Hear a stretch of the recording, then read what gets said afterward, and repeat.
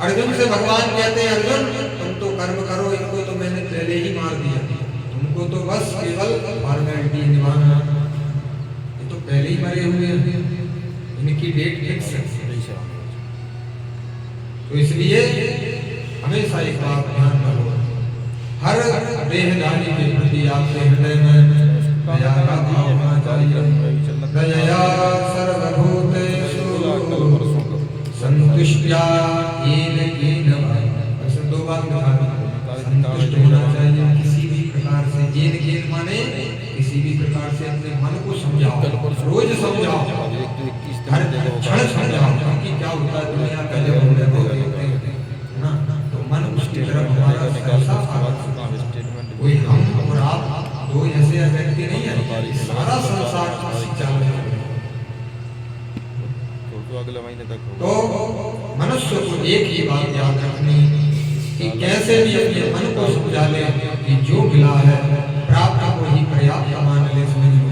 तो ठाकुर जी जल्दी जाते हैं, संतुष्टया येन वा सर्वेन्द्रियोपशान्त्याच, और अपनी इंद्रियों को अपने वश में रख ले।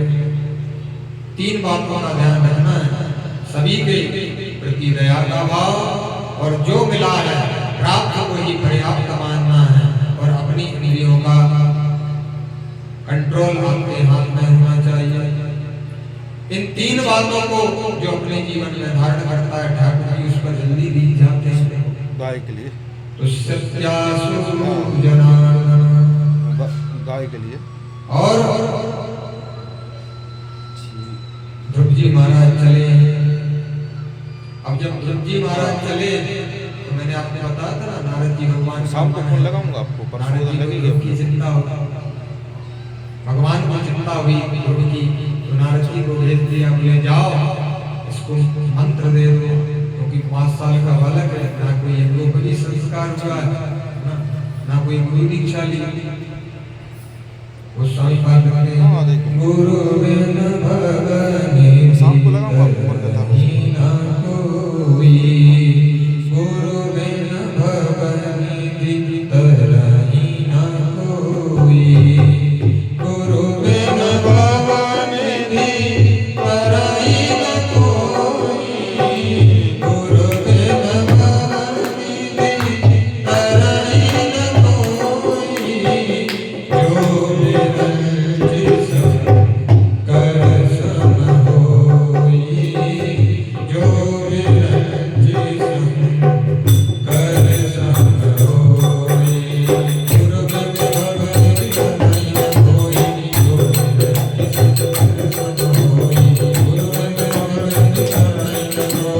जो निरंजन कर सम होई। बिना गुरु के इस भवसागर से, माने बिना गुरु मंत्र के, गुरु मंत्र जरूर लेना चाहिए। और ऐसा नहीं कि केवल मंत्र ले लिया, कान भगवाने से कोई भवसागर पार नहीं कर जाएगा, उस मंत्र का हरनिश जाप करो, तो जो गुरु मंत्र देते हैं वो जल्दी से मंत्र सिद्ध हो जाता है। और ठाकुर जी जल्दी से रीझ जाते हैं। तो नारद जी महाराज मिल गए, ध्रुव से कहा, बेटा कहाँ जा रहे हो? ध्रुव ने कहा, बोले मैं उस परम पिता को पाना चाहता हूँ। बोले क्यों, क्या करोगे उसको पाकर? सारी अपनी व्यथा बताई। बोले मेरी छोटी मैया ने कहा है कि वो परम पिता जब मिल जाए तो उनसे वरदान मांगना, इसलिए हे नारद जी महाराज मैं उस परम पिता की खोज में जा रहा हूँ। वो कहाँ मिलेंगे क्या आप जानते हैं? नारद जी ने खूब समझाया, बेटा जंगल में शेर, भालू, हाथी, अनेक हिंसक जीव रहते हैं, तुम छोटे से बालक हो और तुम्हें वो अपना ग्रास बना लेंगे। तुम तो घर जाओ, तुम्हारी मैया ने बढ़िया माखन मिश्री बनाया होगा, बढ़िया लड्डू बनाए होंगे, खीर पूरी बनाई होगी, वो खाना प्रसन्नता से रहना। कहाँ इस तपस्या के झंझट में पड़ रहे हो? नारद जी ने बहुत समझाया। मानो नारद जी उसकी परीक्षा ले रहे थे कि अपनी बात पर टिका है कि नहीं। हम लोग क्या होता है कि कभी कभी कोई कह देता तो ना ताल के वृक्ष पर चढ़ जाता है, और फिर जब करने की बारी आती है तो नीचे खड़े रहते हैं।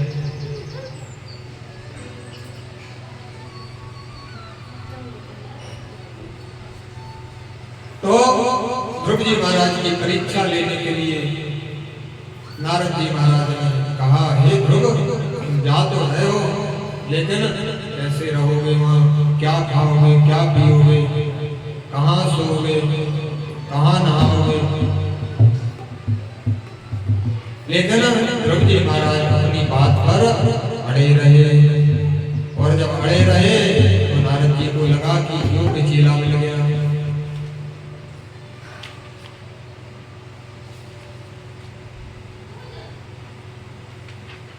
जब योग्य चेला प्राप्त हो जाता है तो कहते गुरु अपनी जो गुप्त विद्या होती है वह भी उसको प्रदान कर देते हैं।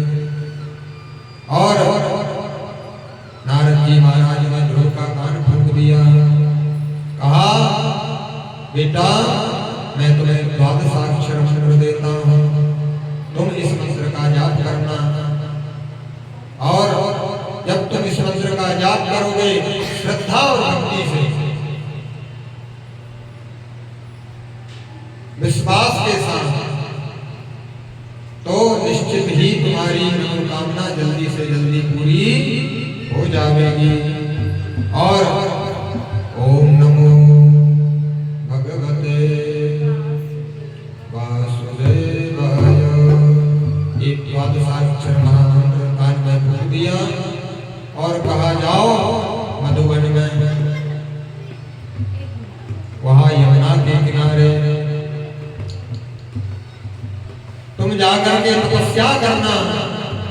तपोवनं गते तस्मिन् प्रविष्टोऽन्ता पुरं मुनि अर्हिता अणपुराज्ञा सुखासीन उवाच। मधुबन में चले जाओ, वहाँ ठाकुर जी नित्य निवास करते हैं, और वहां पर जाकर के ययो मधुबनम पुण्यम हरेश चरणार्चितम, वहाँ ठाकुर जी का ध्यान करते हुए इस महामंत्र का जाप करो। सारी विधि बता दी। अब तो ध्रुव जी महाराज चल पड़े हैं, और जाकर के मधुबन में जाकर के तपस्या प्रारंभ कर दी। तो कैसे प्रारंभ कर दी? मैत्रेय ऋषि बता रहे हैं। किनको बता रहे हैं? विदुर जी महाराज को मैत्रेय ऋषि कहते हैं कि हे विदुर जी महाराज, इस प्रकार से मंत्र प्राप्त करके और ध्रुव जी महाराज चल पड़े हैं, मधुबन में पहुंच गए।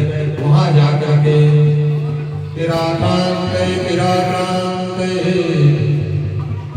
कपित्थो वदरासना आत्मगत्यानुसारेण मासन्ने जयन् हरिम्। 3 रात तक, माने 3 दिन 3 रात तक कुछ भी ना खाया, और 3 दिन और 3 रात के बाद थोड़ा जो फल मिल जाते हैं उनको खाते और जल पीते, और फिर 3 दिन और 3 रात भगवान का भजन करते। ऐसा 1 महीने तक किया। द्वितीयं च तथा मासं षष्ठे षष्ठेर्भगो दिने तरणपर्णादिभिः शीर्णौ कृतान्नो ह्यर्जयत् विभुम्। फिर दूसरा महीना जब प्रारंभ हुआ तो हर 6 दिन और 6 रात के बाद क्या खाते? फल नहीं खाते, पत्ते खाते, वृक्षों के पत्ते खा करके और भगवान का भजन करते। तृतीयं चारयन् मासं नवमे हनि। और जब तीसरा महीना लगा तो हर 9 दिन के बाद क्या खाते? अभक्षात्तमश्लोको उपाधावत् समाधिना। केवल जल पीते, खाना बंद कर दिया, भोजन बंद, केवल जल पी करके तीसरे महीने। और जब चौथा महीना लगा तो हर 12वें दिन में केवल वायु का भक्षण, माने हवा। 12वें दिन में हवा लेते, वायु का भक्षण करके वायुभक्षोजितश्वासो ध्यायन्तेवमधारय। चौथे महीने जैसे ही 5वां महीना लगा, पंचमे मासे प्राप्ते जितस्मानो नृपात्मजा ध्यायन् ब्रह्मपदैकेनो तस्थौ स्थाणो नृपाचला। एक पैर पर खड़े हो गए 5वें महीने में, अब वायु का भक्षण भी बंद कर दिया, माने प्राणायाम के द्वारा अपनी श्वास को एक जगह स्थिर कर दिया। और जब ऐसा किया तो समस्त देवी देवता जो थे घबरा गए, क्योंकि इतनी कठोर तपस्या जो ध्रुव जी महाराज ने की और वायु को रोक लिया, तो मानो पूरे संसार में वायु का संचालन बंद हो गया। अभी हम लोग जिंदा इसलिए हैं क्योंकि हम ऑक्सीजन ले रहे हैं और छोड़ भी रहे हैं। लेना और छोड़ना जिस दिन बंद हो जाएगा उस दिन राम नाम सत्य है। तो सारे देवता घबरा गए और घबरा करके कहने लगे, नैवं विदामो भगवान् भगवन् प्राणरोधं चराचरस्याखिल सत्तधाम्ना विदेहि तन्नो मृजिनाद्यमोक्षं प्राप्ता वयं तां शरणं शरण्यं। भगवान की शरण में गए, बोले प्रभु हम श्वास नहीं ले पा रहे हैं, ऐसा प्रकृति में क्या हो गया कि हमें श्वास लेने में भी कठिनाई हो रही है। जैसे हमारे यहाँ कोविड जब आया था तो आदमी जरा सा छोटा था, आदमी भगा, माने मरने से जैसे देवता तक करते हैं, हम ही नहीं। मृत्यु का ऐसा भय है कि मृत्यु देवता, जबकि मृत्यु एक ऐसी चीज है कि वो तो निश्चित ही उससे तो आपको गुजरना ही पड़ेगा, माने उससे बचने का कोई संसार में दूसरा उपाय नहीं है। लेकिन फिर भी उससे डर लगता है। तो भगवान कहने लगे, मेरा एक नन्हा सा बालक ना, एक छोटा सा मेरा भक्त है, वो मेरी तपस्या कर रहा है और शीघ्र ही मैं उसके दर्शन करने को जाऊंगा। और भगवान देखो आज ठाकुर जी ध्रुव को दर्शन देने नहीं गए, ध्रुव का दर्शन करने जा रहे हैं। और भगवान ध्रुव की तपस्या से प्रसन्न हो गए, सामने आकर के वनवन में प्रकट हो गए। लेकिन ध्रुव जी महाराज जो हृदय में ठाकुर जी की छवि बनी हुई है, उसी को देख देख करके प्रसन्न हो रहे। भगवान ने आवाज लगाई, हे ध्रुव अपने नेत्रों को खोलो। लेकिन वो तो आत्माराम में ही मग्न है, अपने अंदर जो हृदय में छवि बना रखी ठाकुर जी की, उसको देख देख करके ही प्रसन्न हो रहे हैं। तब भगवान ने क्या किया कि उस जो अंदर जो छवि बनी है उसको खींच लिया, और जब खींचा कुछ दिखाई नहीं पड़ा तो एकदम ध्रुव जी महाराज ने अपने नेत्र खोले। जब नेत्र खोले तो सामने ठाकुर जी चतुर्भुज रूप में विराजमान। बोलिए नारायण भगवान। इस रूप को भगवान के हरि हरि कहते हैं। क्या कहते हैं? ये भगवान का समझ लो 25वां अवतार। केवल ध्रुव पर कृपा करने के लिए भगवान हरि बन करके आवे। सशंख चक्रम सकिरीटकुंडलम सपीतवस्त्रम सरसेरुहेक्षणम सहार वक्षस्थल कौस्तुभश्रियम नमामि विष्णुं शिरसा चतुर्भुजम्। और भगवान की उस दिव्य छवि को देख करके ध्रुव जी महाराज देखते रह गए, मुख से कुछ वाणी नहीं बनी। 5 वर्ष का बालक कैसे स्तुति करेगा, वो तो जानते ही नहीं सब चीजों। तो ठाकुर जी ने अपना शंख निकाला और ध्रुव जी महाराज के कपोल से स्पर्श करा दिया। और जैसे ही कपोल से शंख का स्पर्श हुआ तो ध्रुव जी महाराज कहने लगे, योन्ता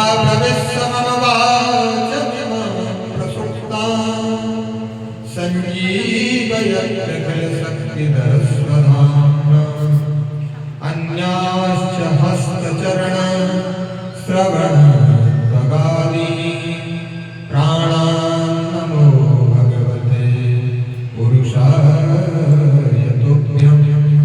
प्राणान्नमो भगवते पुरुषाय तुभ्यं। ध्रुव जी महाराज कहते हैं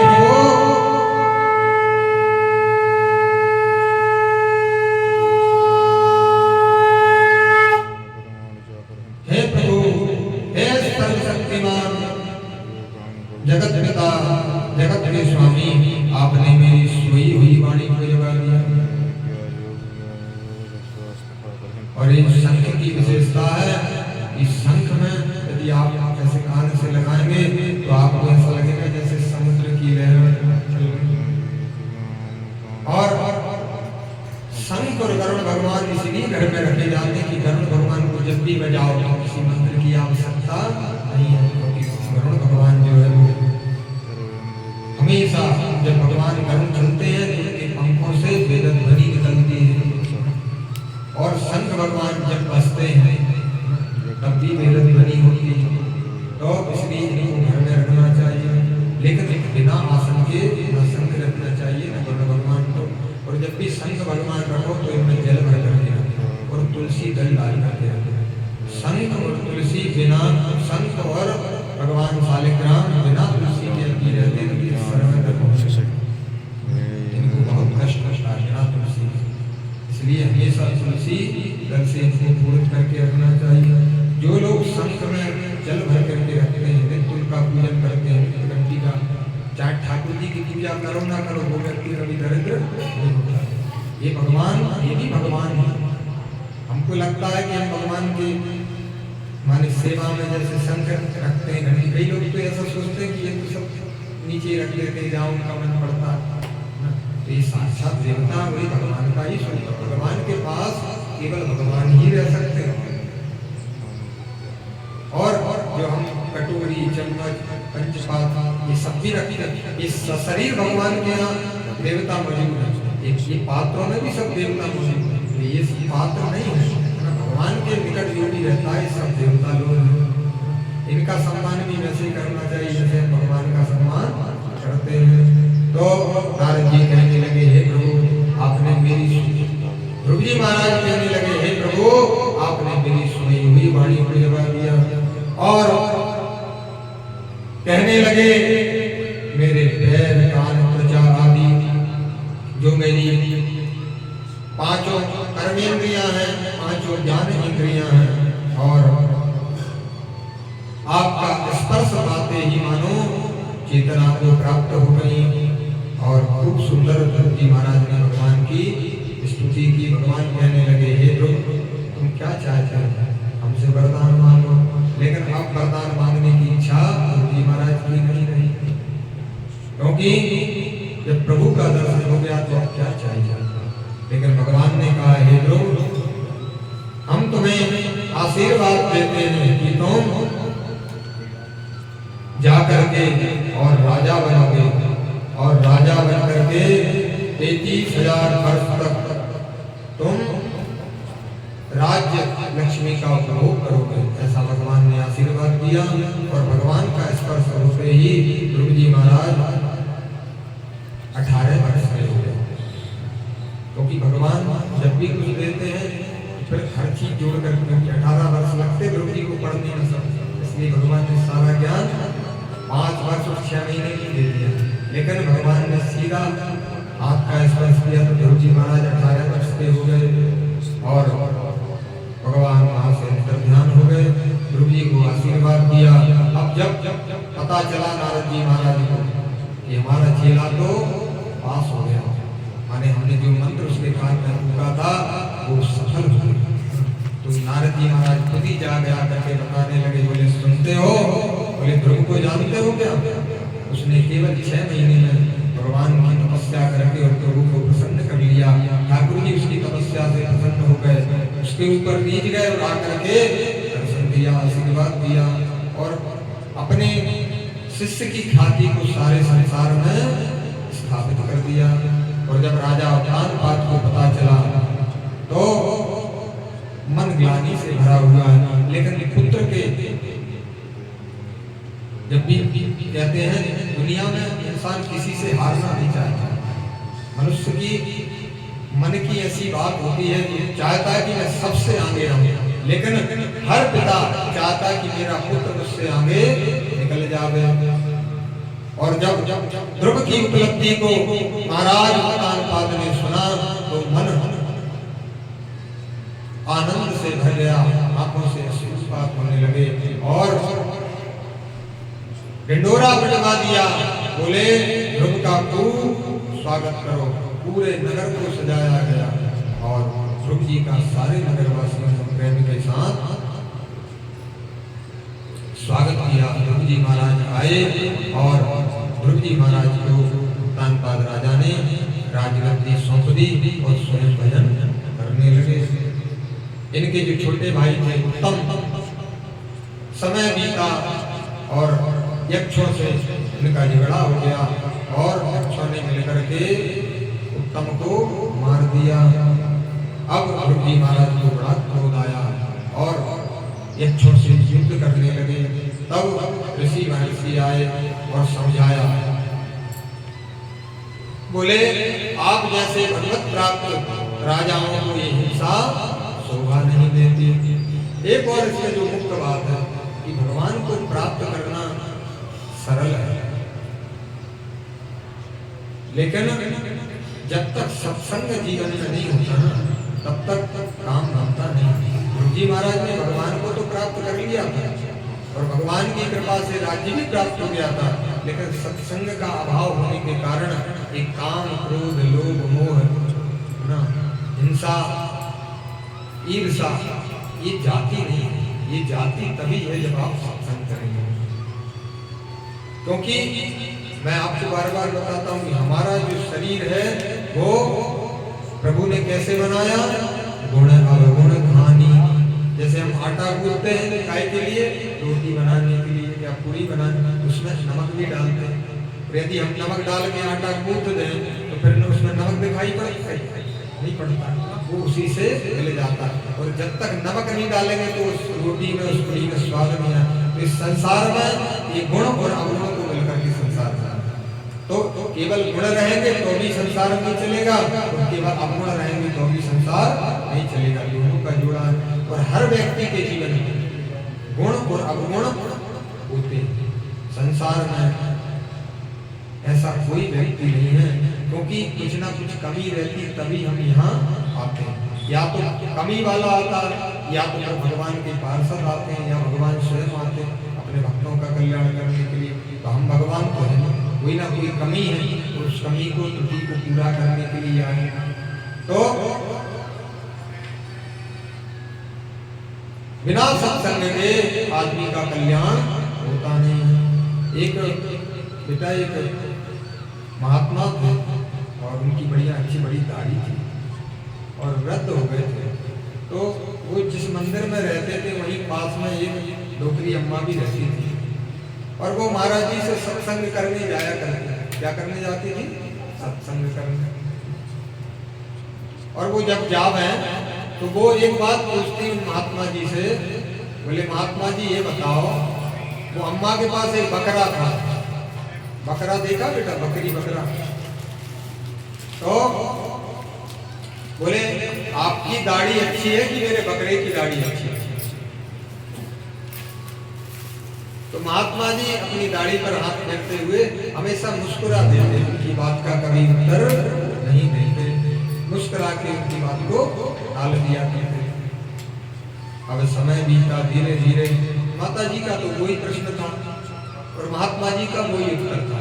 हमेशा मुस्कुरा करके अपनी बात को टाल दिया करते थे। अब समय बीता, एक दिन वो समय आया कि महात्मा जी स्वधाम चले गए। डोकरी मैया बनी थी। वहां से जब उनकी वैकुंठी निकली तो अम्मा ने उस वैकुंठी को रोक लिया और रोक करके कहा, बोले इन महात्मा जी से मैं जीवन भर एक प्रश्न करती रही कि मेरी दाढ़ी अच्छी है, मेरे बकरे की दाढ़ी अच्छी है कि आपकी दाढ़ी अच्छी है? इन्होंने कभी मुझे इस बात का उत्तर नहीं दिया। मैं इन्हें जाने नहीं दूंगी जब तक मेरे प्रश्न का उत्तर नहीं मिलेगा, क्योंकि वो माताजी जानती थी कि महापुरुष हैं और बहुत पहुंचे हुए संत हैं, भजनानंदी संत हैं। और वो माताजी भी जानती थी कि ये महात्मा बड़े अच्छे हैं, लेकिन फिर भी वो उनके मुख से जानना चाहती। अब देखो भगवान का कैसा चमत्कार कि वो महात्मा जी वैकुंठ चले गए थे, लेकिन अब वो सब यात्रा से उठ गए। जो वैकुंठी जा रही थी उससे उठ करके कहने लगे, हम गाड़ी पर हाथ फेर करके बोले, अम्मा तेरे बकरे से तो 1000 गुना अच्छी मेरी गाड़ी है। तो वो अम्मा कहने लगी, बोले महात्मा जी ये बात तो मैं भी जानती हूँ कि आप बड़े भजनानंदी सच्चरित्र हैं, लेकिन आपने ये बात मुझे पहले क्यों नहीं कही? इतने दिन से पूछ रही थी मैं, इतने वर्षों से। महात्मा जी कहने लगे, बोले अम्मा इस जीवन का कोई भरोसा नहीं, कब दाढ़ी में दाग लग जाए कोई कह नहीं सकता, इसलिए बड़े संभल करके चलने का समय है। आदमी जब तक परम धाम नहीं चला जाता तब तक कोई गारंटी नहीं है कि कौन व्यक्ति अच्छा रहेगा, कौन व्यक्ति बुरा रहेगा। कई बार जिन्होंने अपनी लगभग यात्रा पूरी कर ली है, लेकिन अंत समय में भी वो पतन को प्राप्त हो जाते हैं। और कई लोग ऐसे जिन्होंने जीवन भर पाप कर्म किए, लेकिन अंत समय में उन्होंने अच्छा रास्ता पकड़ करके अपना कल्याण कर लिया। इसलिए मनुष्य का कोई भरोसा नहीं, कोई गारंटी ले ही नहीं सकता कि हम जीवन पर्यंत अच्छे रहेंगे, क्योंकि भगवान की माया है, कब आदमी को घेर देती कोई भरोसा नहीं। हमने कई उदाहरण देखे, आज भी कई उदाहरण समाज में मौजूद हैं, जिनके पीछे लाखों की भीड़ चलती थी, जिनको लाखों करोड़ों लोग फॉलो करते थे, है ना, लेकिन कई बार वो भी किसी कारणवश पतन का कारण बन गए। तो इसलिए बड़े संभल करके चलने का। एक दिन भी यदि कोई चूक हुई, जैसे रेल की पटरी, जब तक पटरी पर ट्रेन चल रही तब तक ठीक। अब आप सोचो 500 किलोमीटर पटरी पे चला लें और 50 किलोमीटर नीचे चला लें तो संभव नहीं, नीचे उतरी थी फिर जैसे आराम। तो इसलिए पटरी कभी छोड़ना नहीं चाहिए। जिस दिन आपने पटरी छोड़ी थी उस दिन आपका एक्सीडेंट। आप सोचो कि नहीं कोई नहीं देख रहा, छोड़ दो, मैं वो ट्रेन तो देख रही थी, वो जिस दिन पटरी से उतरी थी काम बिगड़ा। यही जीवन का सच्चा सुख, एक दिन भी एक समय भी। इसलिए ठाकुर जी से यही प्रार्थना करें। गोस्वामी पाद कहते हैं, मौसम कौन कुटिल फल काम, जही तन दियो ताहि बिसरायो, ऐसो नमक हरामी, मौसम कौन कुटिल फल नामी। अब हम सब जानते हैं गोस्वामी पाद इतने बड़े बड़े जो वाल्मीकि जी का अवतार है, वाल्मीकि जी भगवान का ही अवतार, माने इतने बड़े महापुरुष जो कह रहे हैं कि वो सब कौन कुटिल फल कामी, माने मेरे जैसा संसार में दूसरा कौन कुटिल है, कौन खल है। खल कहते हैं जैसे अपन खली बनाते हैं, खली जैसे तिल में से तेल निकाल दो तो क्या बचता है, खल बचता है। माने जिस मनुष्य के जीवन में से प्रेम की चिकनाई निकल जाए ना उसको क्या कहते हैं, खल। ये तो बड़ा खल है। माने किसी को भी गाली मत देना, किसी का भी अपमान कर देना, किसी का भी कुछ भी कर देना। जिन व्यक्तियों के अंदर ना जो चिकनाई है ना प्रेम की वो नहीं रहती, उनको क्या कहते हैं, खल।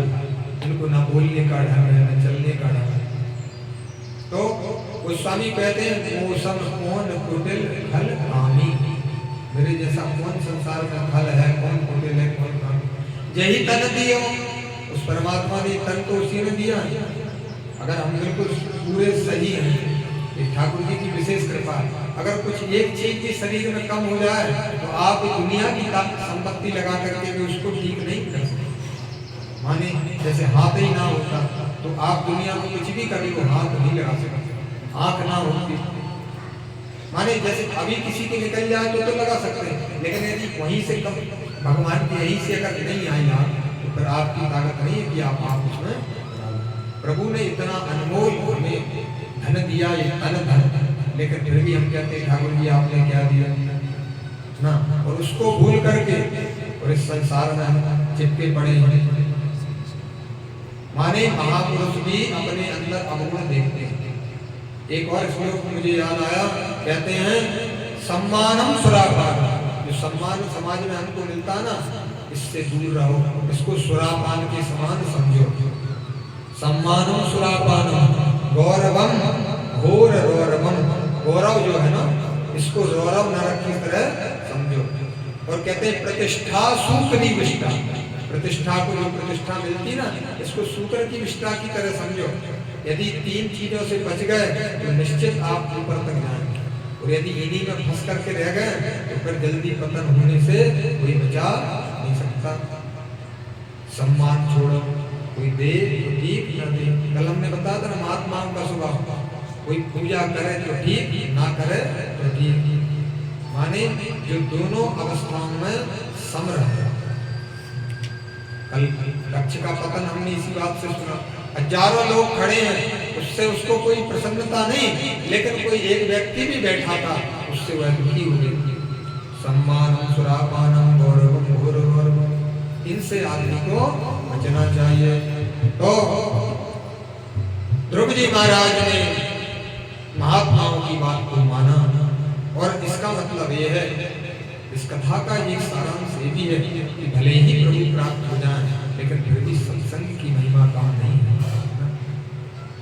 भगवान 4 रूपों में विराजमान रहते हैं, नाम, रूप, लीला और धाम। भगवान नाम में विराजमान, राम से बड़ा राम का नाम कहते हैं। तो नाम में भी साक्षात भगवान विराजमान, नाम रूप है ना, तो ठाकुर जी का हम लोग देखते हैं, है ना, ठाकुर जी की जो लीलाएं हम श्रवण करते हैं, और भगवान का धाम, जैसे हम वृंदावन आदि जाते हैं, धाम में ठाकुर जी तो है, इसलिए तो जाते हैं। 4 जगह भगवान रहते हैं, नाम रूप लीला धाम, ये भगवान का ही विग्रह है। और ध्रुव जी महाराज ने सत्संग किया और 33,000 वर्ष तक विस्कर्षण राज किया, और मृत्यु देवता को भी जीत करके ध्रुव जी महाराज ऐसे भक्त हैं जो सशरीर माने भगवान ने उनके लिए अलग से ध्रुव लोक बना दिया। यहाँ आज भी अपन देखते हैं उत्तर दिशा में तो ध्रुव तारा चमक रहा है, ध्रुव लोक चमक रहा है। क्यों चमक रहा है? क्योंकि हमने ऐसी भक्ति की। और भक्ति बेटा समय से करना चाहिए। एक बात और, क्या होता है बाद में जब चीजें बिगड़ जाती हैं तो उनको सुधारना मुश्किल होता है। तो प्रारंभ से ही हम सही चलें, शुरू में ही अपनी चीजों को सुधार लें, तो अंत के परिणाम अच्छे निकल करके आते हैं। जैसे जो बच्चा पूरे वर्ष पढ़ता है ना, उसका माइंड अलग होता है। जो बच्चा आखिरी में पढ़ता है उसका माइंड अलग होता है। कई बच्चे कहते हैं हम तो आखिरी में पढ़ लेंगे, लेकिन ऐसा होता है तो आखिरी वाला तो बच्चा कभी ना कभी कच्चा आ जाता है। इसलिए हमको कोई तैयारी करना तो पूरे वर्ष करना, और हमको सन्मार्ग पर चलना है तो आज से ही चलना है। अभी प्रहलाद जी के चरित्र में आएगा। प्रहलाद जी कहते हैं कुमारम आचरे प्राज्ञा, धर्म की शिक्षा कुमार अवस्था से देना चाहिए। जैसे आपकी जो चिंता है वो भी यही है। कुमार अवस्था माने 5 वर्ष की अवस्था। बचपन से ही आप धर्म का बीज उनके अंदर धीरे धीरे बोलते चले जाएंगे तो इनका कल्याण निश्चित है। और यदि वो बड़े हो जाए फिर आप चाहे करके भी उन्हें धर्म का आचरण नहीं करा सकते, फिर तो ठाकुर जी चाहे तो ही हो सकता। और आज समाज में यही स्थिति है। माँ बाप सोचते हैं बच्चा छोटा है अभी क्या करना, और धीरे धीरे फिर वो हाथ से निकल जाता है। और धर्म पर चलने का मेरे हिसाब से मैंने जो लाभ देखा वो सबसे पहला लाभ होता है माता पिता। जो बच्चे धर्म पे चलते हैं ना, सबसे पहला होता है लाभ माता पिता का, फिर होता है खुद को, फिर होता है परिवार को, फिर होता है समाज को, फिर राष्ट्र को, फिर सारी दुनिया को लाभ। धार्मिक लोगों से किसी प्रकार की समस्या खड़ी नहीं होगी, ये सबसे बड़ा फायदा है। अगर दुनिया में हम जैसे आप जैसे सब लोग हो जाएं तो ना कहीं चोरी होगी, ना कोई डकैती होगी, ना कहीं हिंसा होगी क्या? अगर इतना आदमी सही हो जाए, ढंग से इस कथाओं को सुनने लग जाए, समझने लग जाए, अपने जीवन में ऐसा आचरण करने लग जाए। आप जैसे 4 लोगों को भोजन करा देते हो, अगर हर सक्षम व्यक्ति 4 लोगों को भोजन कराने लग जाए तो कोई भूखा रहेगा क्या संसार में? कोई जरूरी नहीं।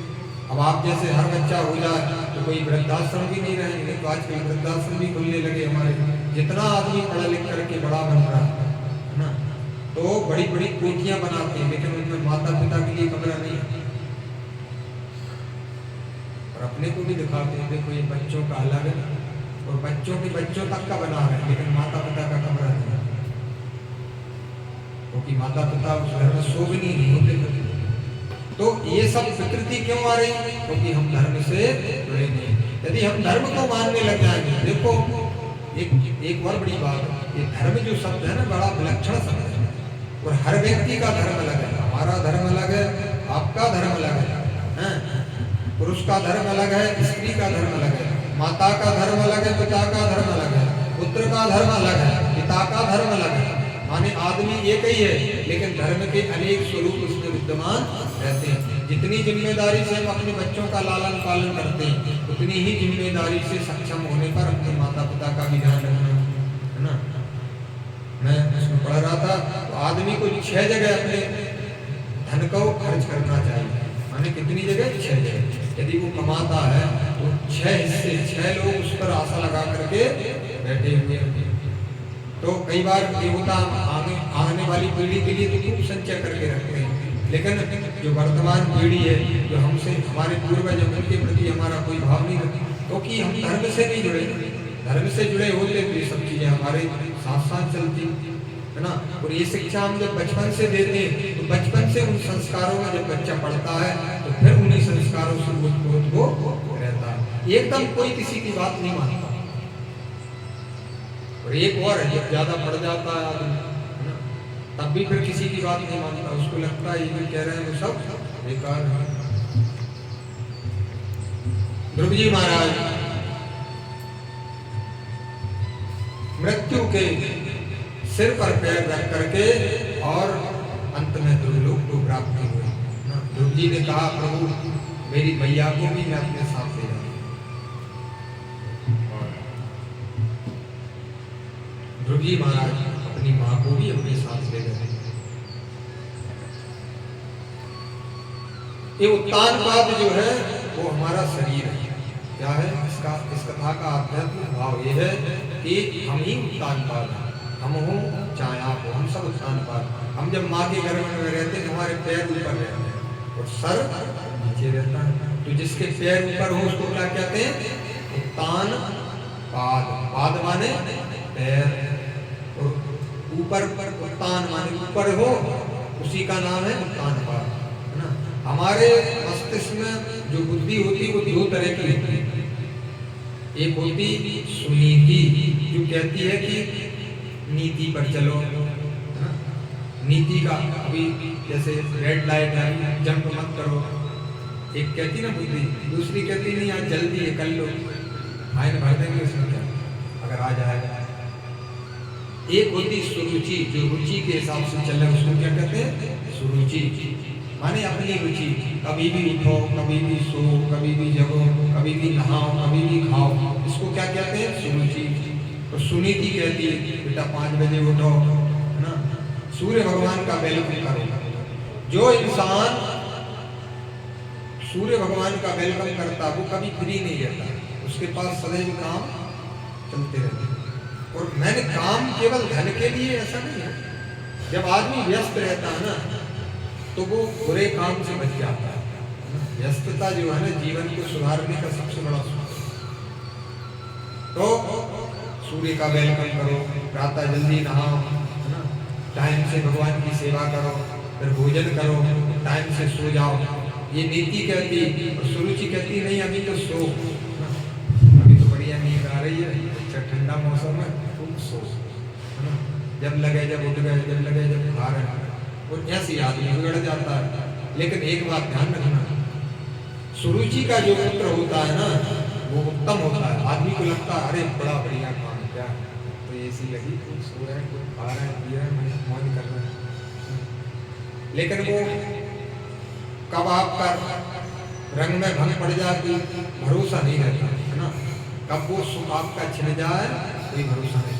ऐसा करते करते शरीर में अनेक प्रकार के रोग हो गए हमारे। अब रोग हो गए, शुगर हो गई, ना मिठाई खा पा रहे। किसी किसी को तो ऐसी भयंकर बीमारियां हो रही है आजकल, उनको नींद ही नहीं आती बेचारा, दिन भर उल्लू जैसे, रात भर उल्लू जैसी जगह नहीं आती आपके साथ।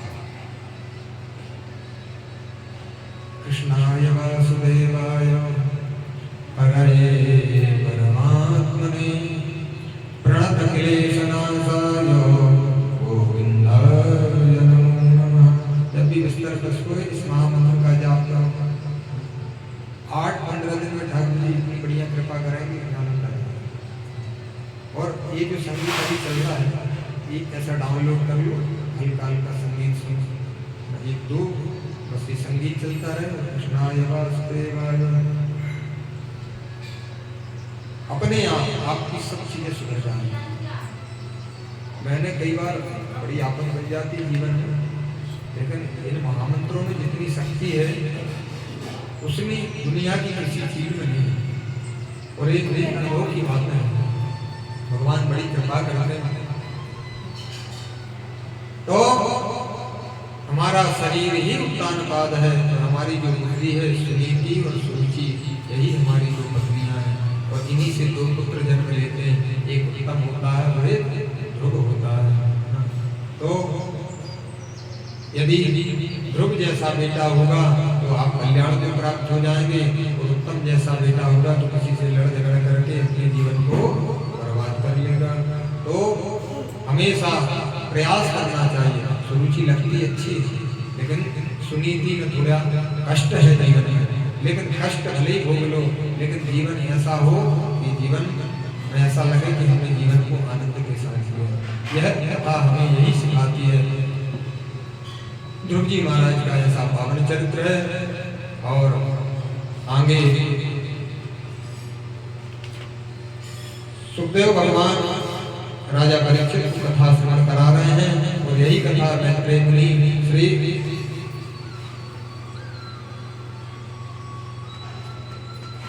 कहते हैं कि ध्रुव जी महाराज को भगवान के धाम की प्राप्ति हुई।